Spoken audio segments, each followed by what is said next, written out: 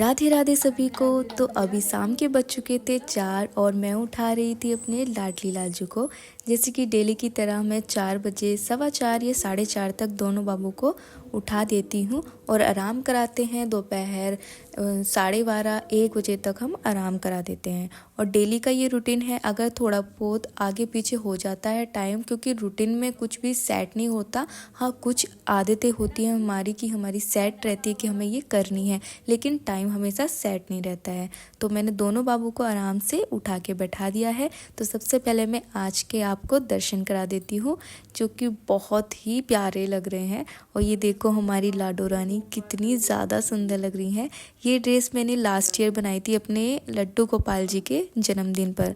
तो ये वाली ड्रेस बहुत ज़्यादा सुंदर लगती है, डार्क ग्रीन कलर की।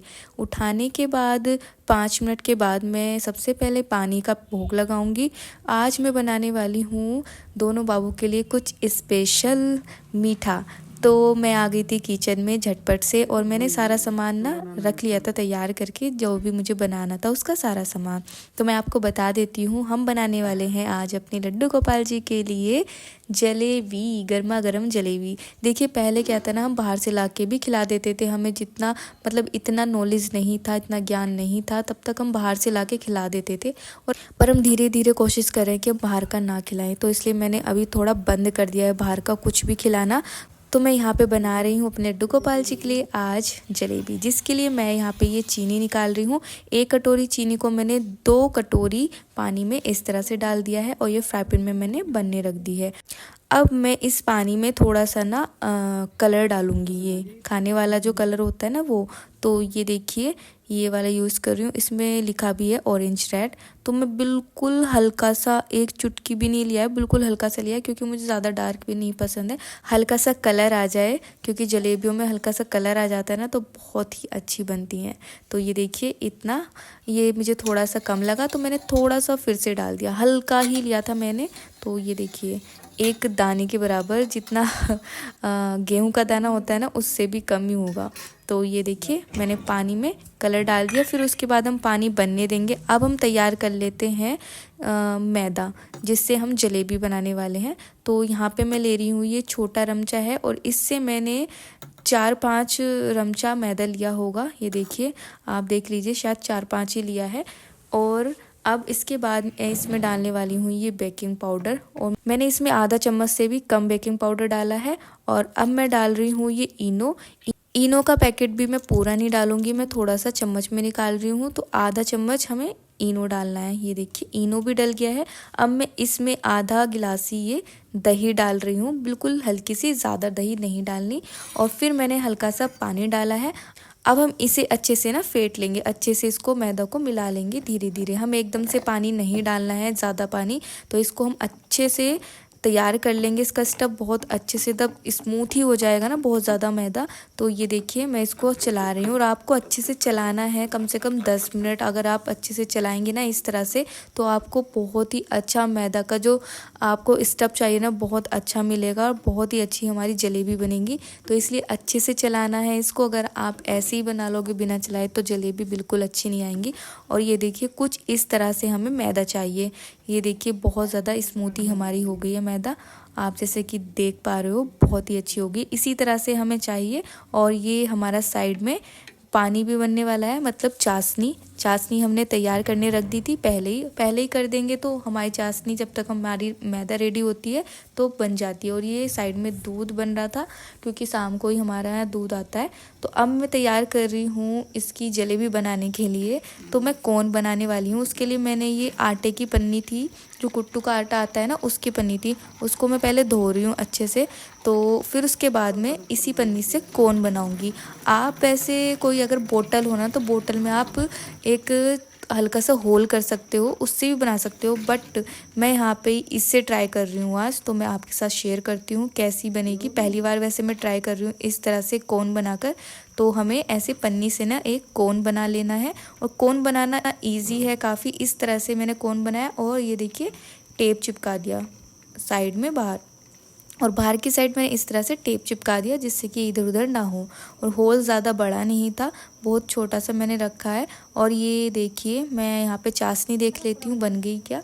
तो मेरी चाशनी भी बन के तैयार हो गई थी। मैंने गैस को बंद कर दिया। हमारी चाशनी थोड़ा हल्का सा ठंडी होगी तब तक हमने कढ़ाई में तेल चढ़ा दिया था। अब तेल पे आप रिफाइंड यूज़ करें तो ज़्यादा सही है, सरसों का, क्योंकि थोड़ा सा स्मेल आ जाता है, तो इसलिए मैं यहाँ पे हल्का रिफाइंड यूज़ कर रही हूँ। और ये हम अब इस कॉर्न में इस तरह से जो हमारी मैदा है ना, उसको हम एक क्रमचे से करेंगे इस तरह से, और हमें अच्छे से कर लेना है। फिर उसके बाद हम कढ़ाई में ये गोल गोल करके अब हम कौन से जलेबी की शेप देंगे। अब जिस तरह से भी मुझसे दी जा रही है मैं उस तरह से दे रही हूँ। गोल गोल करके इस तरह से करनी है। और बहुत ही सुंदर जलेबी बनी थी। मैं ये जलेबी ना सेकंड टाइम मतलब बना रही हूँ, ट्राई कर रही हूँ। और जो इस बार वाली जलेबी थी टेस्ट भी अच्छा था और बहुत ही अच्छे से बन गई थी और ज़्यादा टाइम भी नहीं लगा था।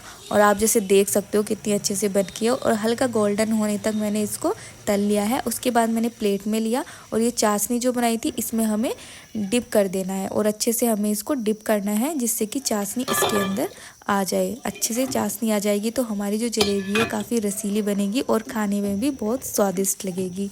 तो इसी तरह से मैं सारी जलेबी उतार रही थी। और आपको ना ध्यान रखना है कि जब आप जलेबी तल के उतार लो प्लेट में तो आपको डायरेक्ट चाशनी में डालनी है, क्योंकि ठंडी हो जाएगी तो चाशनी उसको ऑब्जर्व नहीं करेगी ज़्यादा। तो इस तरह से देखिए मेरी सारी जो जलेबी थी ना वो मैंने बना ली थी। कुछ बाकी रह गई थी, लेकिन मैंने सोचा कि जो गरम गरम जलेबियाँ हैं पहले मैं भोग के लिए निकाल लेती हूँ। तो हमें इस तरह से एक स्टिक, या ये मैंने लिया है रोटी बनाने में यूज़ होता है चिमटा, तो आप इस तरह से ले सकते हो। अगर आपके पास स्टिक्स ना हो तो ये मैंने जलेबियाँ इस तरह से निकाल के एक प्लेट में लगा ली है। अब सबसे पहले हम मंदिर में भोग लगाने ले जाते हैं। तो चलिए अब हम मंदिर में भोग लगा देते हैं। तो तब तक हमारी बाकी की जो जलेबियाँ हैं ना वो भी उतार लूँगी और फिर सारा भोग लग जाएगा। और ये हमारे बाबू को मैंने दोनों बाबू को भोग लगा दिया था और सारी जलेबियाँ बन गई थी। और ये देखो हमारे कान्हा का फेस कितना मतलब कितना मुस्कुरा रहे हैं, बहुत ही सुंदर। और हमारी लाडो रानी तो हमेशा ही मुस्कुराती रहती हैं। तो देखिए कभी कभी ना आप घर पर ही इसी तरह से सात्विक तरीके से थोड़ा घर पर ही बना के खिलाइए लड्डू गोपाल जी को। बाहर का जो खाना होता है, जो भी आप चीज़ लेकर आते हो, कैसी बनी है कैसी नहीं बनी है, वो किस तरह से कैसे हाथों से बना रहे हैं, तो वो सारी चीज़ों का ध्यान रखना पड़ता है। तो आप घर पर ही बनाओगे ना तो ज़्यादा अच्छा है और बहुत ईजिली आप बना सकते हो, अपने लाडली लाडू को भोग लगा सकते हो। क्योंकि जलेबी मीठी, हमारे कान्हा जी को मीठा बहुत पसंद है, तो जलेबी काफ़ी हमारे कान्हा खाते हैं।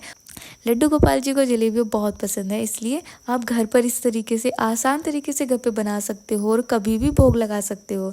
तो शाम का टाइम हो गया था, अब शाम की पूजा का। तो मैंने दोनों बाबू को मंदिर में बैठाया, फिर उसके बाद मैंने पूजा आरती करी। और डेली में हम सुबह में आरती करते हैं, श्रृंगार आरती, और शाम की संध्या आरती करते हैं। तो इस तरह से मैं मंदिर में बैठा लेती हूँ। फिर उसके बाद में जब आरती पूजा हो जाती है उसके बाद में वापस से उनके बाहर आसन पे ले आती हूँ बैठाने के लिए। तो डेली का हमारा यही रूटीन रहता है।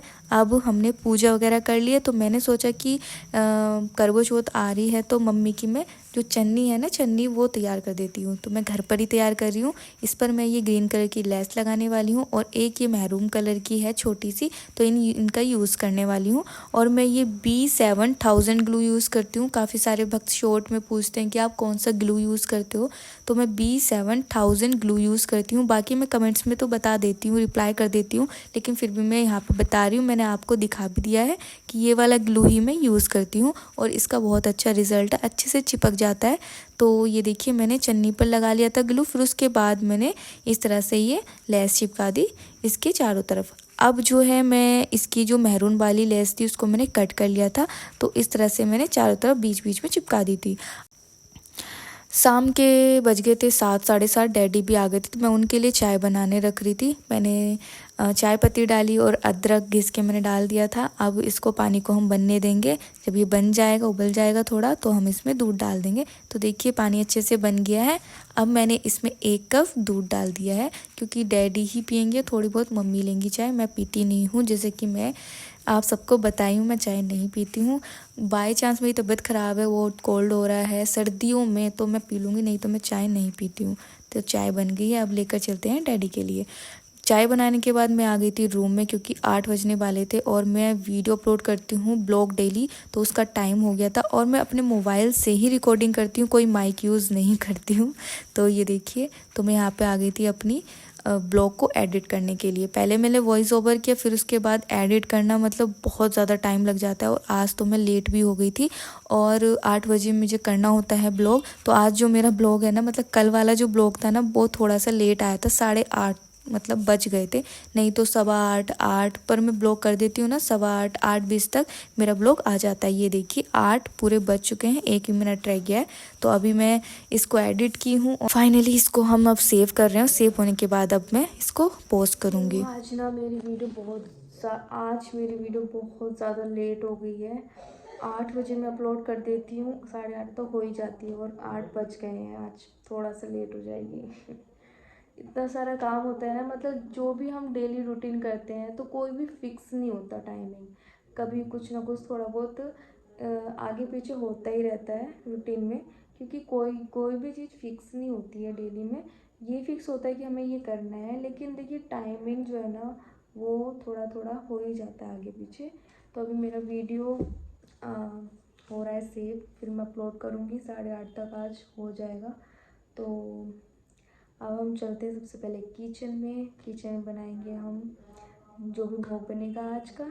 और फिर उसके बाद में इसके बीच में साथ साथ में वीडियो भी अपलोड करनी है। तो ना बहुत ही सब कुछ साथ में होता है ना, और वीडियो का जो काम होता है ना इतना मुश्किल नहीं होता। और मैं पहले देखती थी जैसे ब्लॉग्स वगैरह, तो मुझे लगता था अरे ऐसे ब्लॉग्स बन जाते हैं डेली के ब्लॉग्स डाल देते हैं बस, और कुछ भी नहीं, कुछ करना नहीं होता। लेकिन भाई डेली के ब्लॉग्स में भी बहुत मेहनत है, बहुत सही में। तो चलिए अब हम किचन में चलते, सबसे पहले भोग बना लेते हैं। मम्मी ने तैयारी कर ली होगी थोड़ी बहुत, चलिए देखते हैं।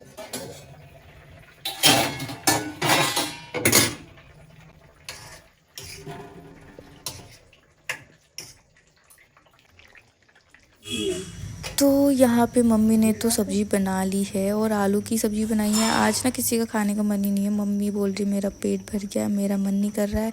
डैडी भी बोल रहा है कि मैं भी नहीं खाऊंगा, तो भाई मैं ही खाऊंगी, तो जो भोग होगा थोड़ा बहुत। बाकी फिर मैंने सब्ज़ी बन गई थी, फिर उसके बाद मैं आ गई थी। सब्जी हमारी बन चुकी थी, तो फिर मैंने सोचा कि मैं रोटी बना देती हूँ जल्दी से, फिर भोग लगा देंगे, फिर उसके बाद टाइम से ही शयन करा देंगे। और यहाँ पे मैं रोटी बना रही हूँ, और टाइम से ही रोटी बन जाती है ना तो भोग टाइम से लग जाता है और टाइम से ही शयन हो जाता है, तो ज़्यादा सही रहता है। और यहाँ पे हमारा भोग का थाल हो गया है तैयार। अब हम अपने दोनों बाबू को भोग लगा देंगे। भोग थोड़ा सा ठंडा हो गया था ना, तो उसके बाद मैं भोग लगाने ले गई थी और हमारे दोनों बाबू ने भोग लगा लिया है। ये है आज का भोग प्रसादी जो कि हम पाने वाले हैं। तो मैंने दोनों बाबू का ना श्रृंगार जो था हल्का कर दिया था, और अभी मैं दोनों की ड्रेस चेंज करूँगी।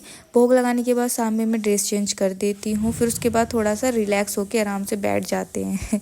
तो ये वाली मैं नाइट सूट पहनाने वाली हूँ, क्योंकि थोड़ी सी ना विंटर, जैसे कि मैंने बोला था कल भी, स्टार्ट हो गई है रात में, है ना, तो इसलिए मैंने ये वाले नाइट सूट पहना दिए हैं।